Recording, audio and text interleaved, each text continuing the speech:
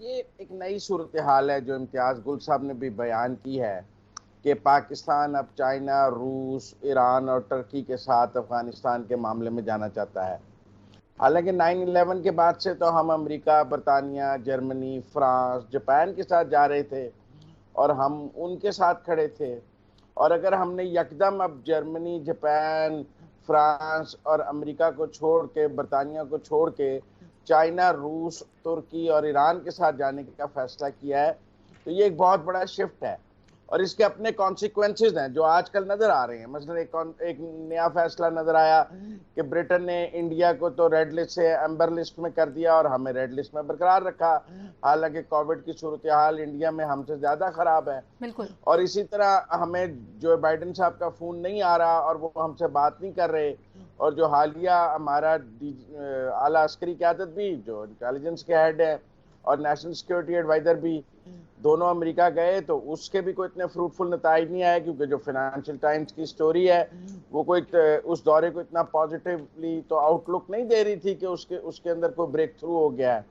तो अगर तो हमने वेस्ट को छोड़ के और हम ये प्लान कर रहे हैं कि हमने चाइना, रशिया और ईरान के साथ चले जाना है अफगानिस्तान के मामले में, तो इसके कॉन्सिक्वेंसेस मेरे ख्याल में सब तरफ से सबने देख लिए हैं और सबकी समझ में होने चाहिए कि इसके बाद आईएमएफ हमारे साथ क्या करेगा, बाकी लोन्स पर क्या होगा, सैंक्शंस कैसे लगेंगी, और अमेरिका की जो हम पे ट्रैवल बैन्स कैसे होंगे, ट्रेड बैन्स कैसे होंगे, और इसके दीगर कॉन्सिक्वेंसेस क्या होंगे। वो हमें पार्ट ऑफ सोल्यूशन की बजाय पार्ट ऑफ प्रॉब्लम के तौर पर पेंट करेंगे, जैसे कि अब हो रहा है कि अगर आज से 3 माह पहले या 6 माह पहले जब ये फैसिलिटेशन शुरू हुई थी तो वो we were a part of solution.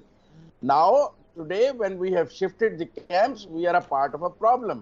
अब दुनिया हमें कोई सोल्यूशन या हल का मतलब नहीं समझती, दुनिया समझती है हम मसले की बुनियादी वजह है। और अगर हम देखें दुनिया के ट्वीट्स, और अगर हम देखें अफगानिस्तान की टोन, अगर हम देखें कि सेक्रेटरी डिफेंस ने जो इंडिया का दौरा किया है, फिर हम देखें कि इंडियन एयरफोर्स की जो प्रेजेंस उधर नजर आ रही है, फिर हम और चीजें देखें, तो ये अगर हमने कुछ 10 साल हमने रूस के खिलाफ लड़ा अमेरिका के साथ मिलकर, फिर हमने अमेरिका के साथ मिलकर फिर एक लड़ाई लड़ी, और अब हम अमेरिका के खिलाफ एक लड़ाई लड़ना चाहते हैं, तो हर लड़ाई की एक कीमत हमने अदा की है, चाहे वो रूस के खिलाफ थी, चाहे अमेरिका के खिलाफ थी, और चाहे अब है।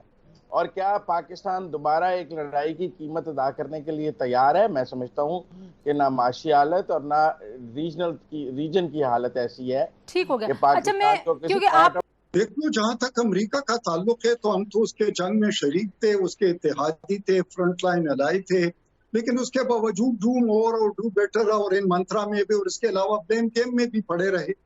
और साथ साथ अगर हम ये देख ले कि रीजनल ममालिक में सबसे ज्यादा जो इफेक्ट हुआ है अफगानिस्तान के जंग से, तो वो पाकिस्तान ही इफेक्ट हुआ है, न ईरान हुआ है, न ताजिकिस्तान, न उज्बेकिस्तान में कोई और। तीसरी बात यह आ जाती है कि अमेरिका ने जिस तरीके से रशिया के खिलाफ और सोवियत यूनियन के खिलाफ उन्होंने डॉलर इस्तेमाल किए और उसके बाद हाई एंड ड्राई अफगानिस्तान इस खित्ते में छोड़कर चले गए, उसके असरात भी हमने देखे। अब तो खुद भी इन्वॉल्व था और 48 ममालिक और भी उसके साथ, और साथ नेटो भी था जो दुनिया की सबसे बड़ी वार मशीन है, वो भी इधर से निकल गए और कहते हैं कि रीजन इसको संभाले। और तो अगर ये बात है तो कहते हैं कि हम अफगानिस्तान से निकल रहे हैं, स्ट्रेटेजिक पॉलिसी है, लेकिन रीजन से नहीं निकल रहे। अगर रीजन से नहीं निकल रहे तो इसका मतलब है कि एक डिस्टेंट पावर के तौर पर अपना पावर पॉलिटिक्स इस खित्ते में वो रखना चाहते हैं और उसके जरिए अपने प्रॉक्सीज को या इत्तेहादियों को या अपने टूल जो उसके पास है, स्ट्रिंग जो उसके पास है, उसको इस्तेमाल करेगा और वो पाकिस्तान पर भी करेगा।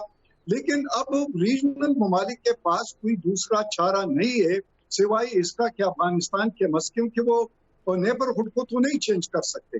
उसके जो फॉलो इफेक्ट्स हैं वहां पर अगर खाना जंगी होती है या वहां पर इम्प्लोजन होती है, वहां पर रिफ्यूजीज आते हैं, इन्फ्लक्स होता है, या और पर जो वहां पर नॉन स्टेट एक्टर्स है वो इस्तेमाल होते हैं, या वहां पर जो दूसरे गेम स्पॉइलर है वो इन ममालिक में अपनी कार्रवाइयां करवाते हैं इनके जरिए, तो इससे कंप्लीट किनारा कशी तो नहीं कर सकते इनको।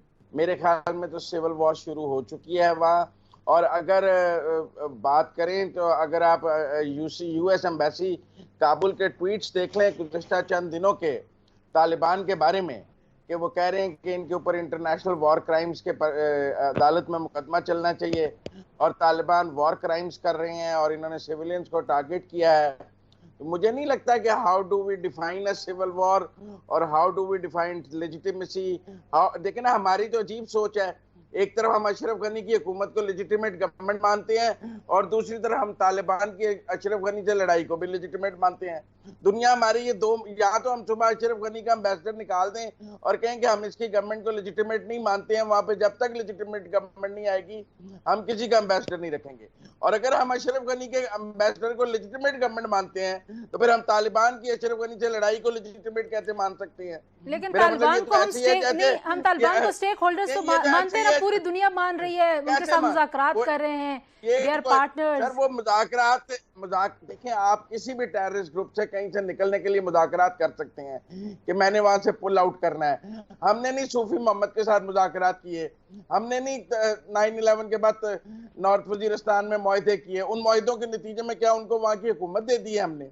उनका लड़ने की सलाहियत को हमने लेजिटिमेट मान लिया था जब हमने मुआहदे किए हैं। इन मुआहदों को आप लेजिटिमिटी से कैसे ले सकते हैं?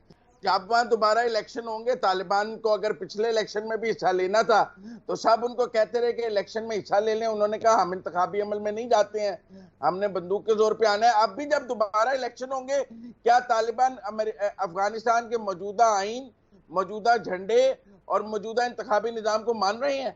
नहीं मान रहे। वो तो कहते हैं हमारा झंडा होगा, हमारा आइन होगा, हमारा होगा, अमीरुल मोमिनीन होगा। तो वो तो मेरा ख्याल है बात बहुत आगे बढ़ चुकी है। मैंने इसीलिए शुरू में कह दिया था, जब दोहा में 29 फरवरी 2020 को एक मुआहदा हुआ तो उसमें बुनियादी तौर पे तालिबान को तस्लीम किया गया एक स्टेक होल्डर के तौर पे। उसके बाद सितंबर में जब दोहा ही में बैनुल अफ़गान मुज़ाकरात शुरू हुए तो अमरीकी वज़ीर ख़ारजा माइक पोम्पियो भी वहाँ मौजूद थे। उन्होंने बाकायदा मुल्ला बरादर के साथ तस्वीर भी बनवाई और उन मुज़ाकरात के आगाज़ को चंद दिन के बाद सिक्योरिटी काउंसिल अक़वाम मुत्तहिदा की बाकायदा करारदाद के ज़रिए उस पर तस्दीक की मोहर लगाई गई। और अभी मामला अफ़गानों के दरमियान है और ये उस तकरीर में 8 जुलाई की तकरीर में भी उसने कहा कि it's up to the Afghan leaders, यानी अफ़गान लीडरों का काम है कि किस तरह वो आपस में बैठ के मुस्तकबिल का लाएअमल तय करते हैं। लेकिन इमरान खान ने खुद कहा है कि पाकिस्तान में सिविल वॉर का बहुत खदशा है और उनका मतलब ये था कि दहशतगर्दी और तीसरी जो उसका फॉल बैक है अफगानिस्तान का, वो बहुत ज़्यादा पाकिस्तान पर आएगा और हम जितना जितना खुद को तालिबान से अलाइन करेंगे उतना उतना हम आग से खेलेंगे। मैं समझता हूँ ना माजी में इसके कोई अच्छे नताइज आए हैं। आप देखें जो टीटीपी के सरबराह का CNN पे 1 घंटे का इंटरव्यू हुआ है, क्या वो तो पाकिस्तान के वजीर आज़म को 1 घंटा देने के लिए तैयार नहीं है। और अगर उन्होंने टीटीपी के सरबराह को 1 घंटा दिया है CNN पे, तो हमें क्लियर हो जाना चाहिए कि जैसे जैसे हम कैंप चेंज करेंगे वैसे वैसे दूसरी तरफ से क्या है। और फिर मैं ये भी नहीं मानता कि कोई अशरफ गनी को और उन सब को निकालने के लिए अमेरिका तैयार था। अगर अमेरिका उनको इशारा करे कि आपने चले जाना है, वो तो बैठे ही अमेरिका के सर पे हैं। और अगर अमेरिका ये गए थे अमेरिका के पास, अगर अमेरिका इनको कहता कि भाई आप छोड़ दें, तो अमेरिका ने कहा लड़ें जाकर, आपको 3 लाख फौज दी हुई है, लिहाजा आप गली गली वहाँ शहर शहर लड़ाई हो रही है। अमेरिका ने भी 3 दफा बमबारी की है, इंडिया की एयरफोर्स भी नजर आ रही है। तो इसलिए वो तो उन्होंने तो अशरफ गनी को टास्क दिया है लड़ने का, तो वो लड़ाई करेंगे। और फिर जो पाकिस्तान के बॉर्डर के साथ इंडियन कॉन्सुलेट्स थे, हमारे सब दोस्त हमें बताते हैं कि उन्होंने ये बड़े बॉर्डर के एरिया सारे कब्जे कर लिए हैं। वो कॉन्सुलेट्स अभी तक ऑपरेटिव क्यों हैं? क्यों कोयटा में और बलूचिस्तान में दहशतगर्दी जो है अमेरिका के जाने के बाद हमें दोबारा तेज होती हुई नजर आ रही है? क्यों ये हमें पाकिस्तान के अंदर दहशतगर्दी दोबारा सर उठाती नजर आ रही है? क्यों अगर वाकई तालिबान ने कहा है कि हमारी सरजमीन नहीं इस्तेमाल होगी, तो जो इलाके तालिबान के कंट्रोल में आ गए हैं बज़ाहिर, वहां से इंडियन कॉन्सुलेट्स क्यों नहीं बंद हो गए और वहां रॉ का नेटवर्क क्यों नहीं खत्म हो गया? और फिर टीटीपी कैसे इतनी एक्टिव है कि CNN को इंटरव्यू दे रही है और लाइव टेलीकास्ट हो रहा है? तो ये बहुत से सवाल हैं। जो हमें खुद को फूल पैराडाइज में नहीं रहना चाहिए।